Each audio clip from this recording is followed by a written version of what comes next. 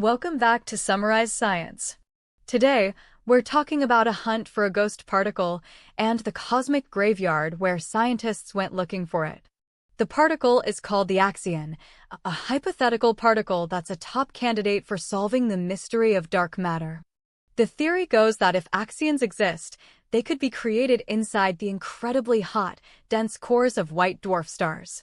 White dwarfs are the cooling embers left behind when stars like our Sun die. If axions are produced, they would fly away, carrying energy with them and causing the star to cool down faster than normal.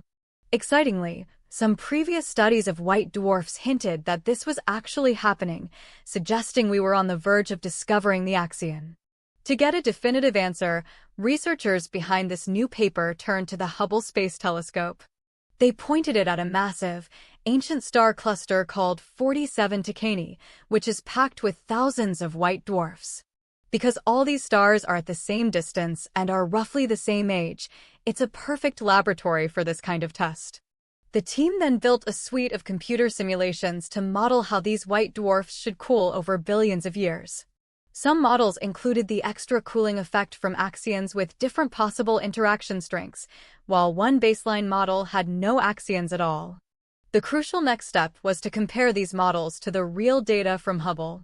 So, which model was the winner? After a detailed statistical analysis, the model that best fit the observations was the one with zero axion emission. The real white dwarfs in 47 Tucanae are cooling down exactly as standard physics predicts, with no signs of any ghost particles stealing their heat. This result allowed the researchers to set a new, powerful limit on how strongly axions can interact with electrons. This new speed limit is the tightest constraint ever derived from white dwarf cooling. So, let's recap the key points and what this all means. First, scientists used a pristine population of dead stars in 47 Tucanae to search for evidence of axions.